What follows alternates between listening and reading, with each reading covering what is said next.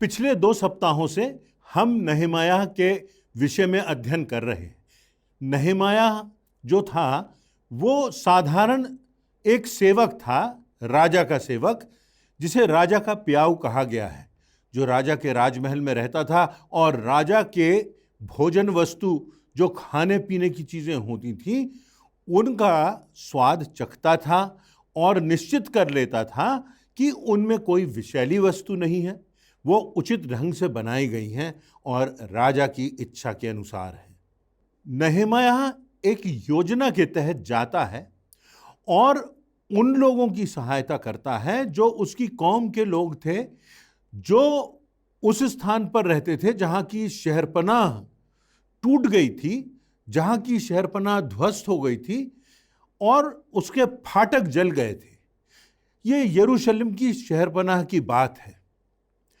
अब अंतिम भाग में हम हैं और जहां पर हम देखेंगे कि नहमायाह ने शहरपनाह बनाने का कार्य पूरा कर लिया लोगों की सहायता से। जो जले हुए फाटक थे उनकी जगह नए फाटक बनाए गए, दीवार पूरी तरह बन गई, सुरक्षा की बात पूरी हो गई, निर्माण का कार्य पूरा हो गया तथा उन फाटकों पर पहरेदारों को भी बैठा दिया गया। समस्त निर्माण का कार्य परमेश्वर की सामर्थ्य और उसके अनुग्रह से पूर्ण हो गया था। अब विजय के बाद, कार्य को पूरा कर लेने के बाद क्या करना है?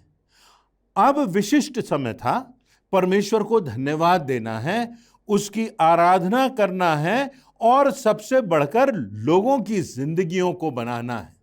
तब नहमायाह एज्रा को बुलाता है जो याजक है, ताकि वह लोगों को व्यवस्था की पुस्तक समझा सके, परमेश्वर के नियमों की व्याख्या कर सके।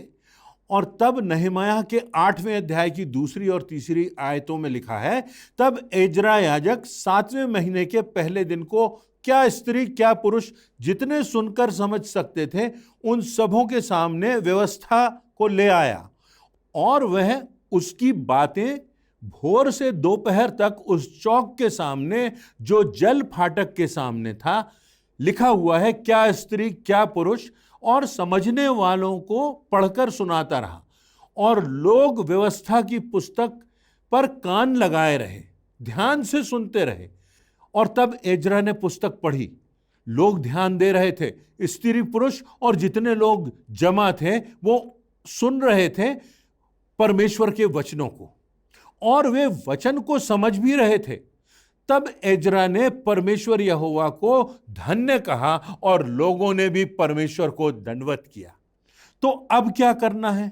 अब लोगों के जीवनों की शहरपनाह बनाना है, उनकी आत्मा की सुरक्षा करना है, परमेश्वर द्वारा निर्धारित सीमाओं में उन्हें जीना सिखाना है, व्यवस्था की शिक्षा देना है, परमेश्वर के वचन में उन्हें शिक्षित करना है, परिपक्व बनाना। और इसी दिशा में परमेश्वर चाहता है कि हम और आप भी कार्य करें, हमें भी लोगों के जीवनों को बनाना है। यह बहुत बड़ा कार्य है। कार्य की पूर्णता तो संसार में हो गई जब कोई भवन बन गया, पर अभी परमेश्वर की दृष्टि में कार्य अधूरा था।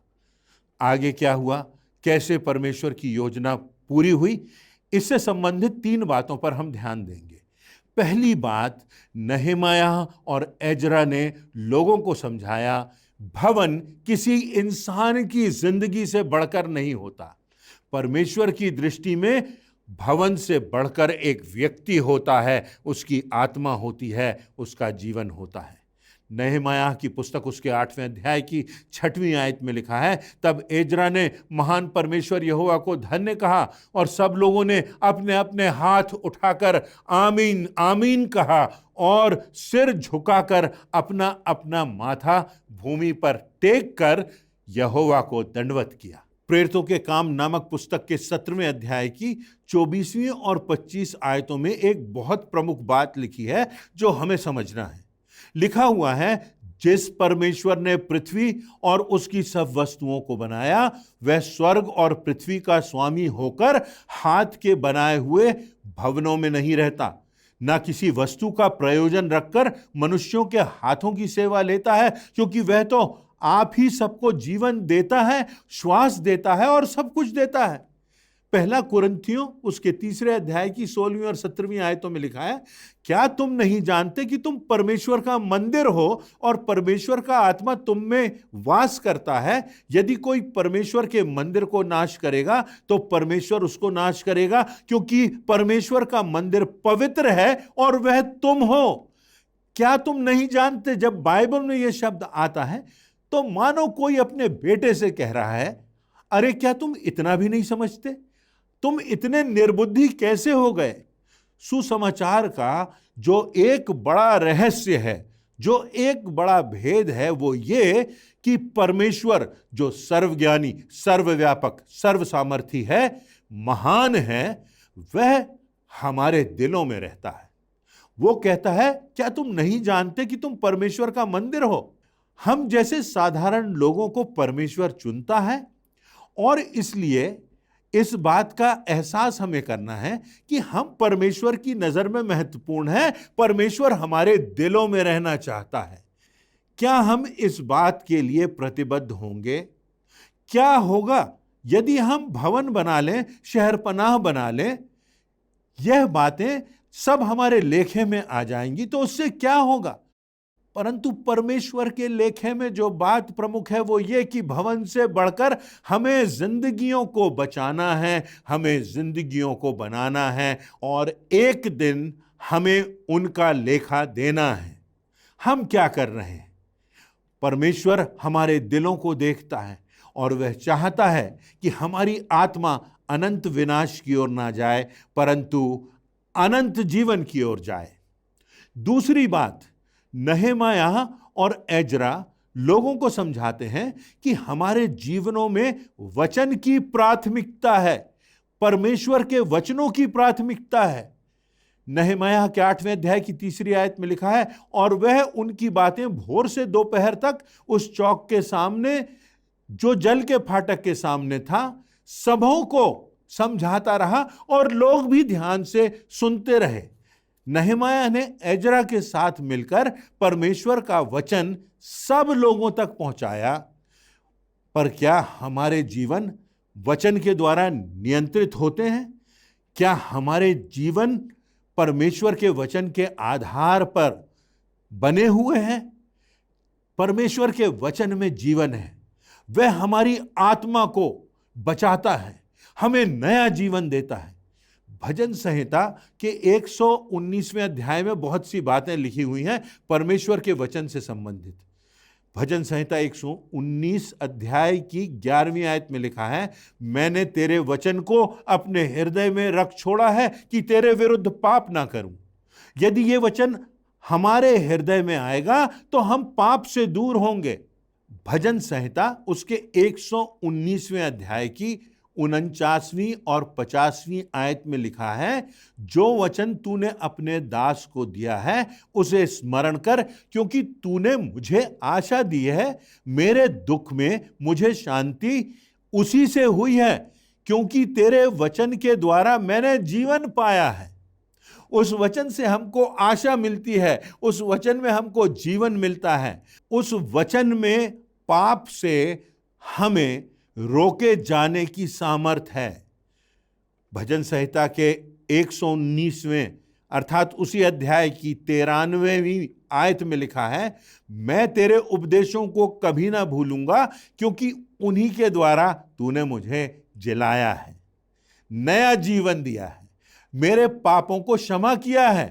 तूने मुझे अपने वचन के द्वारा मानो जैसे मैं मृत अवस्था में था जिला दिया है।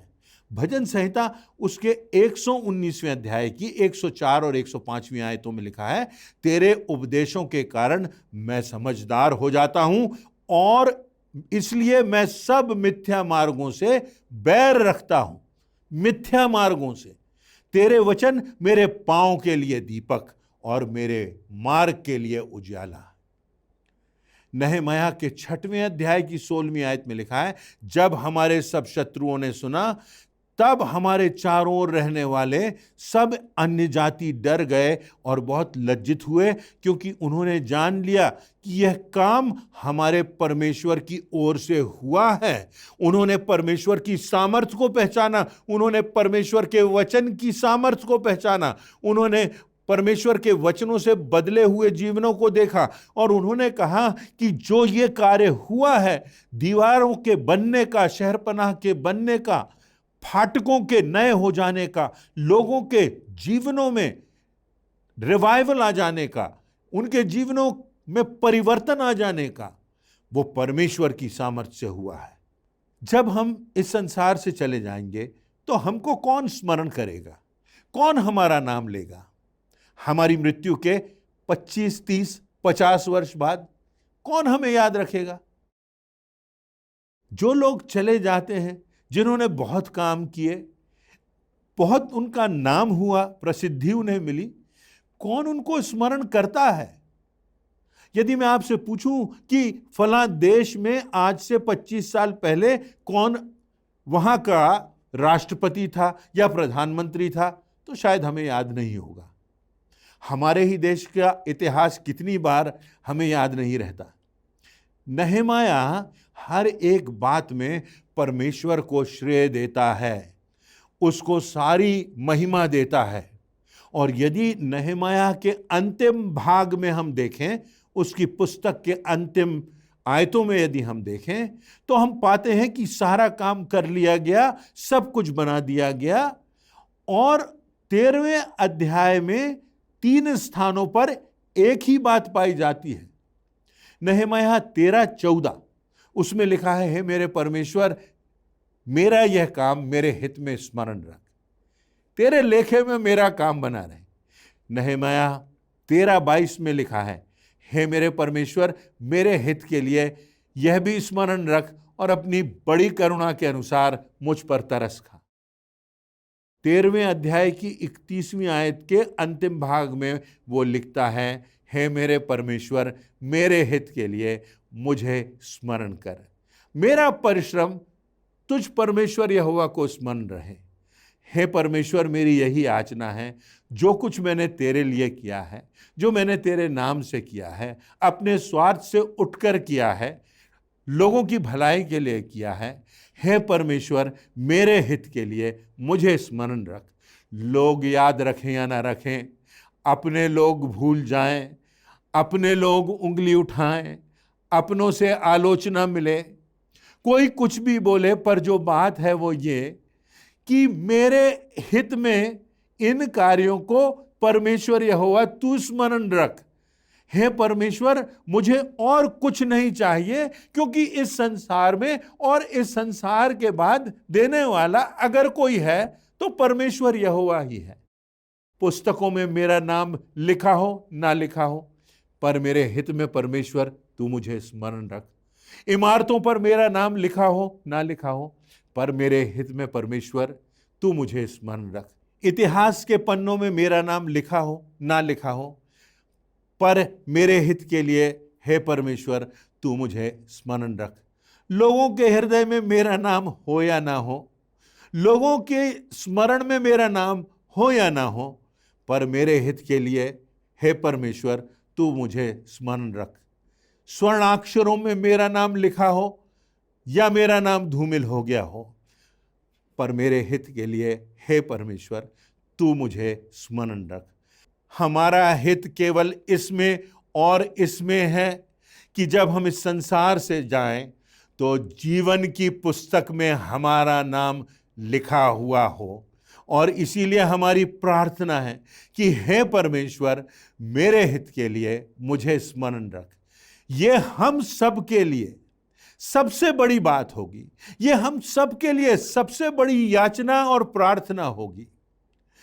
जिसको सामने आने की चाहत नहीं, जिन्होंने सामने आकर बहुत कुछ किया है, जिन्होंने बच्चों के लिए, जवानों के लिए, उनके हित के लिए संघर्ष किया है, कार्य किया है, परिश्रम किया है, आज मुझे और आपको भी यह निवेदन करना है कि हे परमेश्वर, मेरे हित के लिए मुझे स्मरण रख, क्योंकि इससे बड़ी कोई और बात नहीं कि हमारा नाम उस जीवन की पुस्तक में है, हमारा नाम परमेश्वर के लेखे में हो। सारी महिमा, सारा श्रेय सब तेरा है, सब में तुझे महिमा मिले। मेरे हित के लिए हे परमेश्वर मुझे स्मरण रख। काश जीवन की पुस्तक में आपका नाम लिखा हो, मेरा नाम लिखा हो, इससे बड़ी कोई और बात नहीं होगी। तीसरी और अंतिम बात, नहमायाह और एजरा जानते थे कि शहर पनाह बनाना मील का पत्थर तो हो सकता है, पर हमारा प्रमुखतम उद्देश्य लोगों के जीवन बचाना ही है। वे जानते थे कि हम मील के पत्थर के पास तक तो पहुंच गए हैं, पर अभी मंजिल तक नहीं पहुंचे। इसे भी हमें स्मरण रखना है। अभी बहुत दूर जाना है, अभी बहुत कुछ करना है, अभी बहुत सी जिम्मेदारियों से हमें गुजरना है। हमको प्रभु यीशु मसीह के नाम का उजाला इस संसार में फैलाना है। प्रभु यीशु मसीह ने जो महानतम आज्ञा दी, अपने आप को बलिदान कर दिया, मृत्यु पर विजय प्राप्त की, उसका पुनरुत्थान हुआ, और सबके अंत में, सब बातों के निष्कर्ष में प्रभु यीशु मसीह कहते हैं, जाओ सारे जगत में जाओ, सारी जातियों में जाओ, मेरे वचन को सुनाओ, जो तुमने मुझसे सीखा है उसकी शिक्षा दो, मेरे इस आज्ञा का अनुगमन करो, सारे संसार में मेरे प्रेम का, मेरी क्षमा का, उद्धार का प्रचार करो, और जगत के अंत तक मैं तुम्हारे साथ हूं। क्या हमने किसी की आत्मा को बचाने का प्रयास किया है? क्या हमने परमेश्वर के वचन का बीज बोया है? क्या हमने किसी पीड़ित के लिए, किसी ऐसे व्यक्ति के लिए जो प्रेम करने का पात्र भी ना हो, प्रार्थना की है? ऐसे व्यक्ति के लिए जिसकी संसार में कोई गिनती नहीं हो, उसके लिए दुआ मांगी है? क्या हमने परमेश्वर के कार्य को किया है? इतना तो हम कर सकते हैं कि हम उन लोगों के लिए प्रार्थना करें जो हमारे परिचित हैं पर आज भी अंधकार में खोए हुए हैं, जिन्होंने प्रभु यीशु मसीह के उजाले को नहीं देखा। अनंत के परिप्रेक्ष्य में आज हम अपनी जिंदगी को देखें, प्रभु यीशु मसीह के अंतिम आदेश को माने। क्या हमने प्रभु यीशु मसीह के वचनों के अनुसार अपने जीवन में कुछ किया है? भवन तो ध्वस्त हो जाएंगे, वो तो मिट्टी में मिल जाएंगे। चार दीवारी में हमारी आत्मा की सुरक्षा नहीं है, पर उस प्रभु यीशु मसीह के लिए, उसके आदेश के लिए, जिसके लिए उसने अपना रक्त बहा दिया, जिसके लिए वो मेरे और आपके पूर्वजों को, जो कहीं अनाथ आश्रम से आए, जो कहीं महामारी से आए, जो कहीं भूखमरी से आए, कहीं कंगाली से आए, कहीं गुमनामी से आए, जरा देखें तो कि हम कहां से आए और कहां परमेश्वर ने पहुंचा दिया। क्या हर एक व्यक्ति हमारे लिए प्रमुख नहीं है? क्या हमने आवाज उठाई है? यदि हम चिकित्सा सेवा में लगे हैं तो क्या हमने कहा है कि हम अबॉर्शन नहीं करेंगे? यह गर्भपात का कार्य, यह हत्या है, इसके खून का लेखा हमको देना होगा। क्या हमने आवाज उठाई है? क्या हमें इस बात का एहसास है कि बलात्कारी और अपराधी को कटघरे में खड़े होकर कचहरी में सफाई देने का मौका मिलता है, पर उस गर्भ में पल रहे बच्चे को जो अपनी आवाज नहीं उठा पाता, उसके हक में क्या हमने आवाज उठाई है या हम उठाने को तैयार हैं? क्या किया है हमने? परमेश्वर को हम क्या जवाब देंगे? हमारी सांसारिक उपलब्धियां ये मंजिल नहीं है, ये तो मील का पत्थर है। मंजिल तो तब होगी जब हम किसी को प्रभु यीशु मसीह के द्वारा मानव जाति को बचाने के लिए उद्धार के मार्ग पर ला सकेंगे। मेरी आशा है कि आज हम इस बात के लिए प्रतिबद्ध होंगे। आज हम समर्पण करते हैं कि अपने समाज के लिए, अपने पड़ोसी के लिए, अपने भटके हुए मित्रों के लिए, अपने जवान बेटे बेटियों के लिए, अपने बच्चों के लिए वो नमक, वो ज्योति बनेंगे जिसमें से प्रभु यीशु मसीह की शोभा प्रकट हो, जिसके स्वाद में प्रभु यीशु मसीह की गवाही हो। आइए आज इन वचनों पर हम मनन करें, ध्यान दें, अपनी जिंदगी को देखें, अपने हृदयों को देखें। परमेश्वर आज मुझसे और आपसे पूछ रहा है, क्या हमने कुछ ऐसा किया है जो उसके लेखे में है? क्या आज आपको निश्चितता है कि मेरा और आपका नाम जीवन की पुस्तक में लिखा गया है, क्योंकि इसी में हमारी विजय है, इसी में हमारी आत्मा का उद्धार है और इसी में जीवन का और अनंत जीवन का अर्थ है। परमेश्वर इन वचनों से हम सबों को आशीषित करे।